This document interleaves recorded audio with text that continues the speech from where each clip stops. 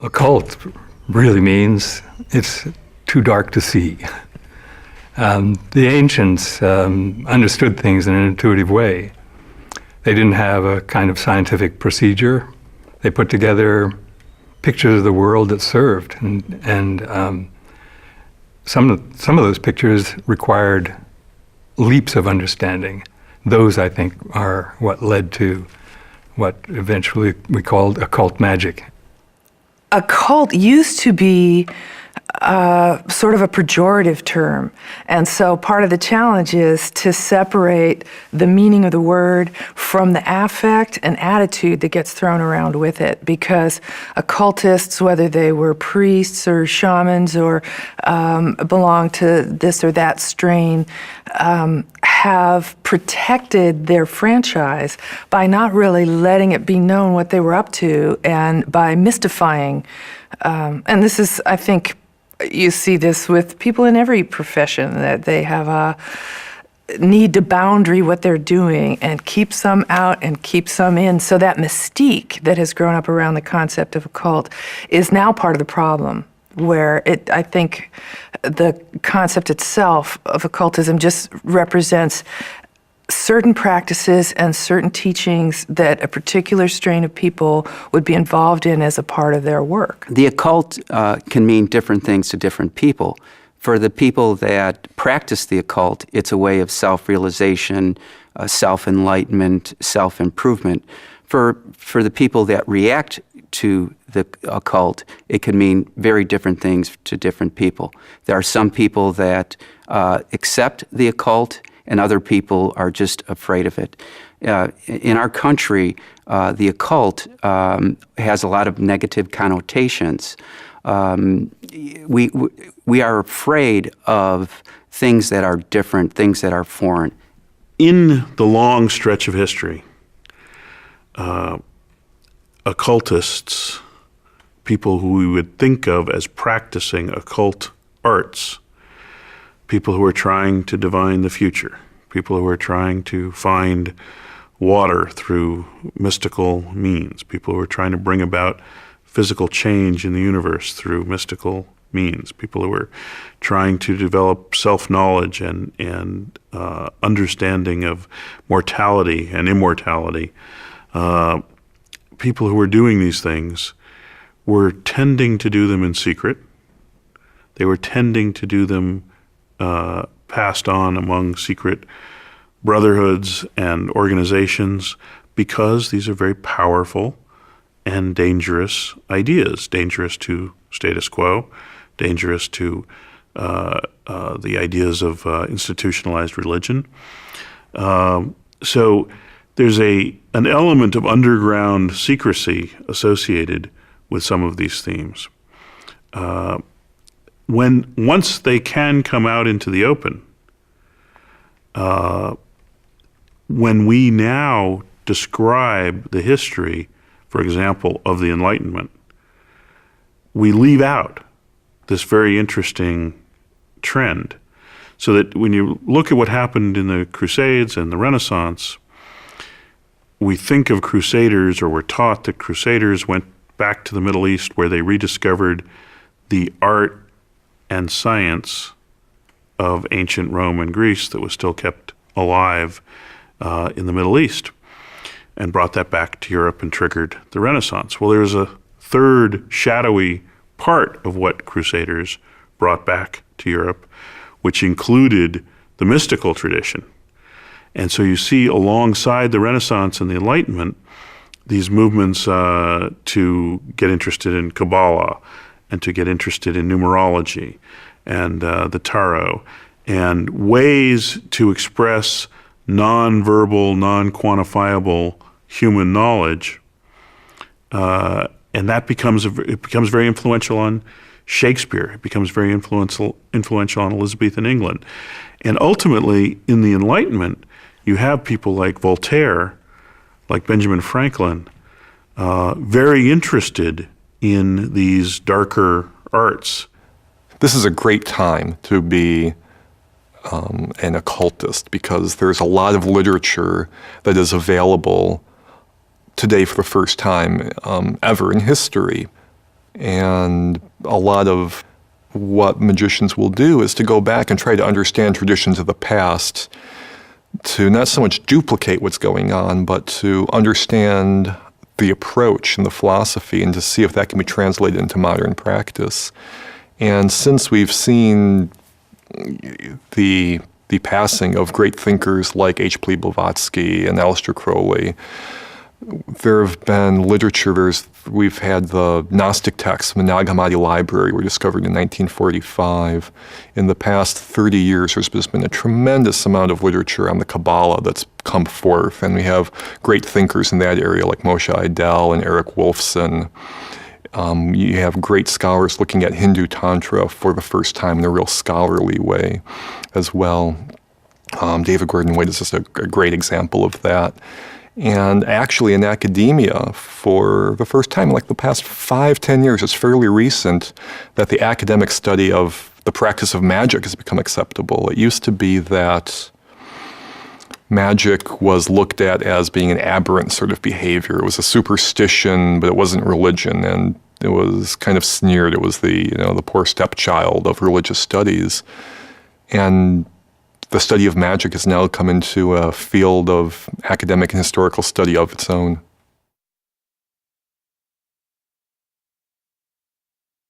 Divination is the attempt to read the mind of God.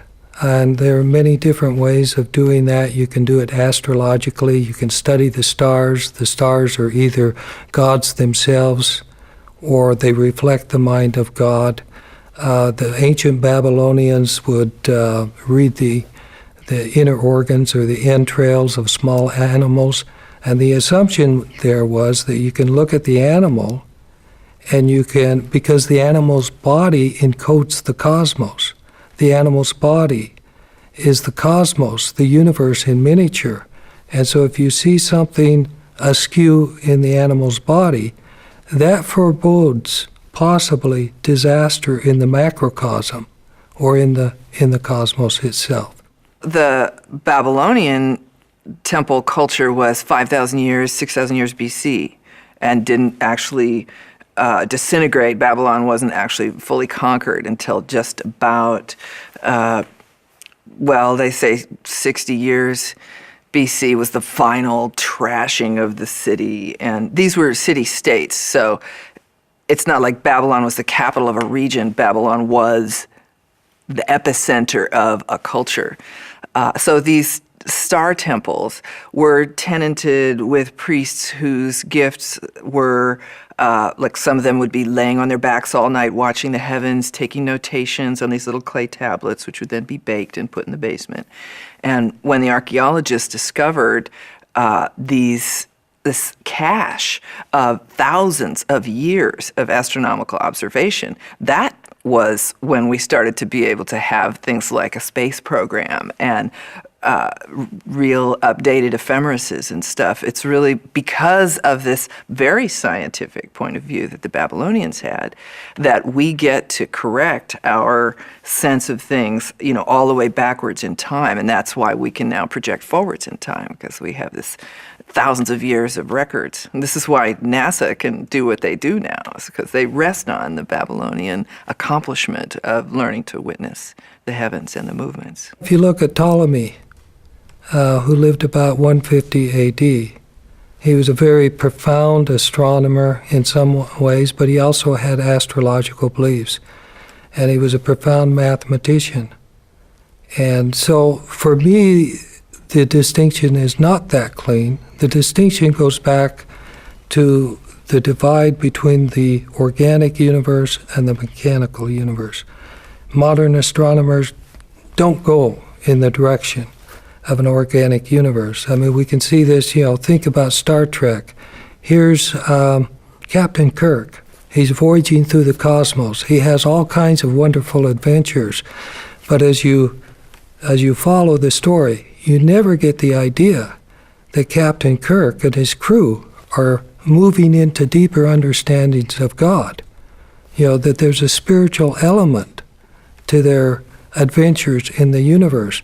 And what you have to do is contrast that to somebody like Dante, who lives about 1300, under the influence of Aristotle, And think about his Divine Comedy, where he begins at the center of the earth, the belly button of the cosmos, and then he voyages outward, and as he moves from one planetary sphere to the next, he's drawing closer to God until he gets right at the edge of the cosmos, and that's where he has his beatific vision.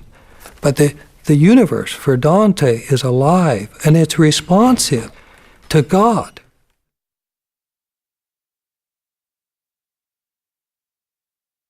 The Egyptians had many gods, and that meant that you had many things that you potentially would want to say to the gods. So the Egyptians were probably the first and best makers of signs and sayings and things that needed to be used in different ceremonies.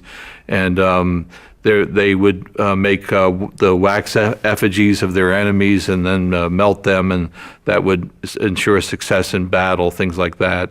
So, and which is a sort of a form of direct action. But I believe that the distinction there would be that they would be imploring the gods to do the bidding of the practitioner. Egyptian magic assumes an organic universe, and a universe in which miraculous or magical possibilities can be realized, because all aspects, all parts of the universe are alive and in touch with each other. And so, for example, if I draw an eye on the coffin of a loved one, that eye will allow the deceased loved one to see beyond the grave, because the eye and the image of the eye are sympathetically connected. And therefore, the image of the eye can activate the optical powers of the eye of the deceased. The Egyptians were very much into what I think of as the like-like principle. So if something looks like something else, it can substitute for that thing. And therefore, if you have something that looks like a servant, say, you can put that you can take that little figure and you can put it in the coffin of the deceased, and that figurine will travel with the Egyptian to the next world. The Egyptians believed in the casting of spells. Incantations were important because sounds were important. They weren't just arbitrary noises that we make, but the sounds correspond to the reality. The sound for mouse is not just an arbitrary label. It's something that has been stamped upon the mouse by cosmic forces, and therefore if I utter the word mouse in a particular magical setting, that pronunciation, that utterance, will have an immediate effect upon the mouse.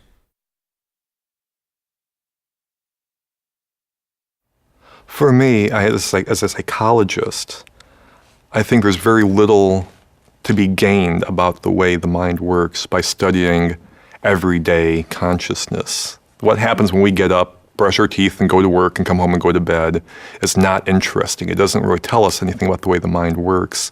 It's when we look at unexpected things that happen, and that's when things like the experiments of Anton Mesmer come into place. That's when we look at what happens when you meditate. And it's how is it then, if we define personality as being these stable characteristics, there are people who can have a transformative religious experience and have their personalities change in an instant. Those are things that psychology isn't so good at explaining, and those are the answers that are really enlightening. And that's why, for me, the study of magic and the sorts of states of mind that go with them are really important to understanding human psychology. Lucid dreaming is yet another extension of the same idea that we can learn more about who we are by looking at altered states of consciousness different from our ordinary ongoing day-to-day.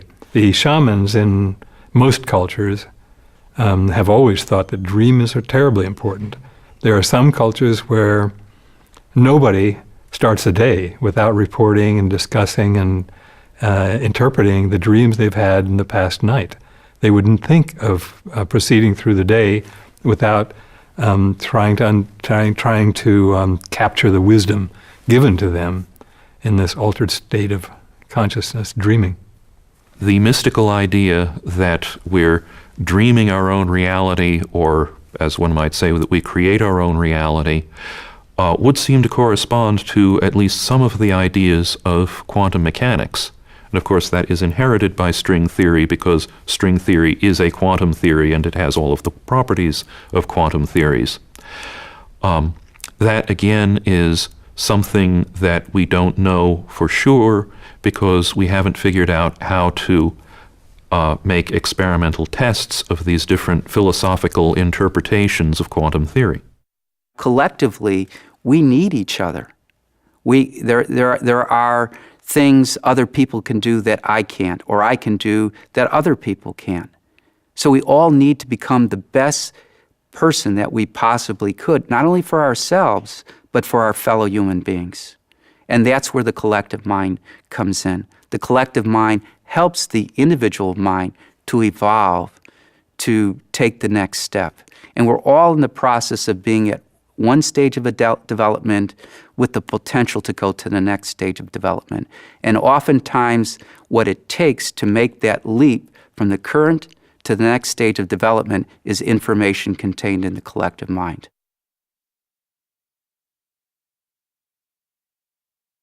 Pythagoras is important for a number of reasons, but principally, we remember him for the genesis of the idea that the world is founded upon mathematical principles. Numbers are the basic constituents of reality.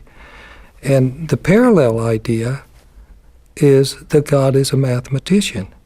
And so, if you want to rethink the thoughts of God at the creation of the world, you study mathematics.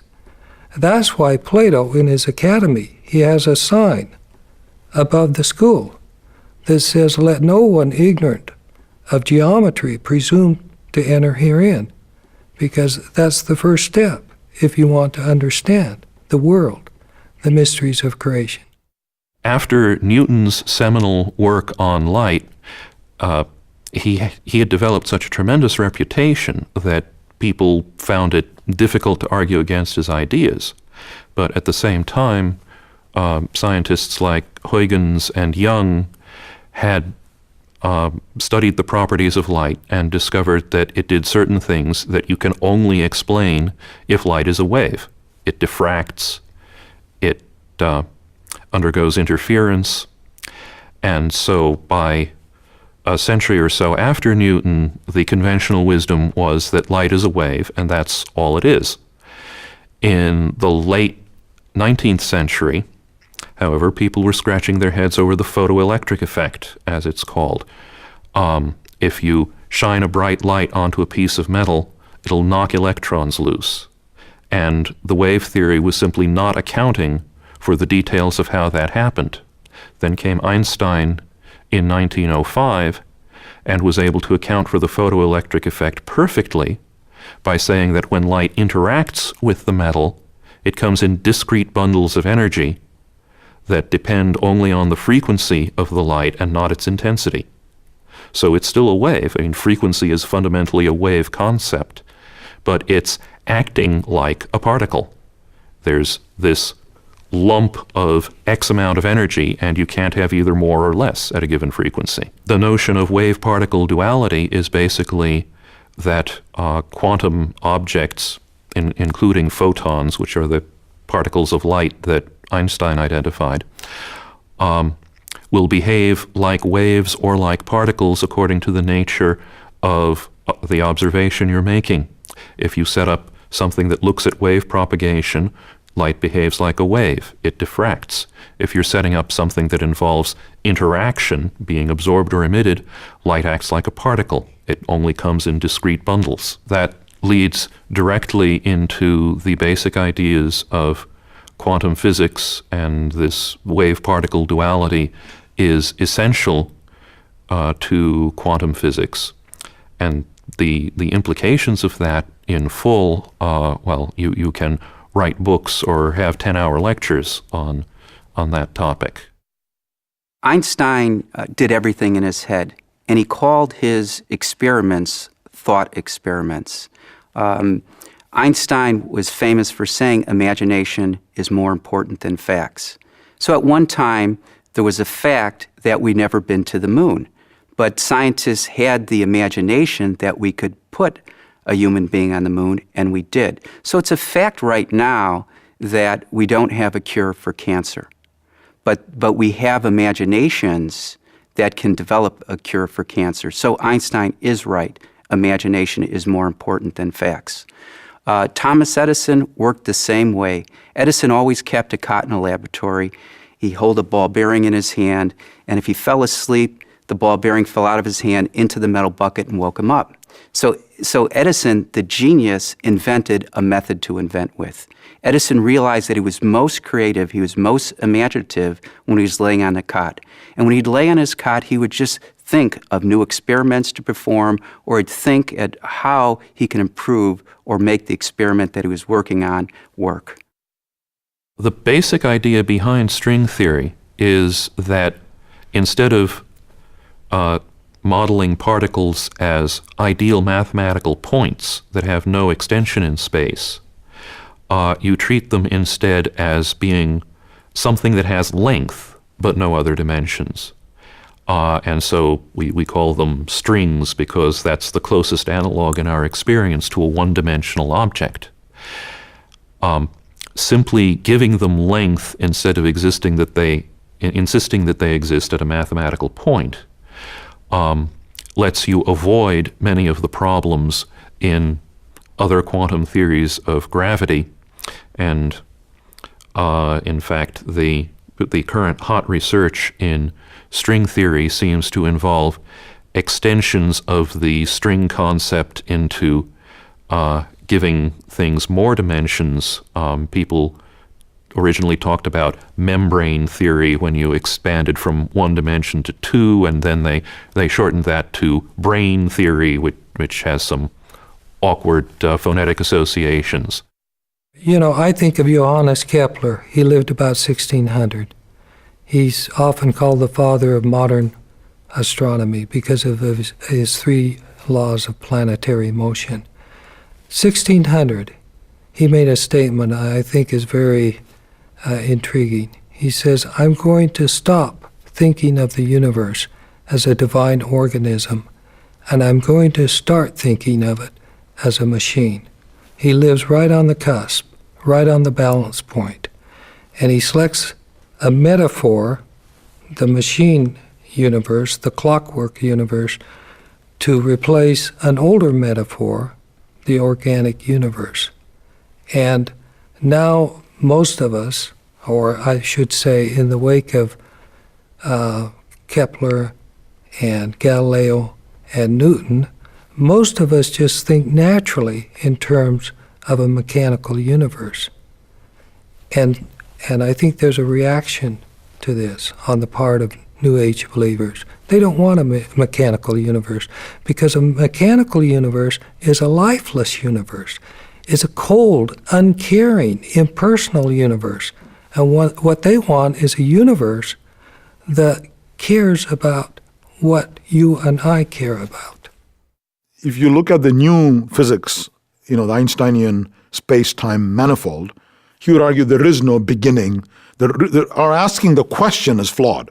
There was a Big Bang. What was before the Big Bang is a bit like asking, there is the North Pole, but what is further north than the North Pole?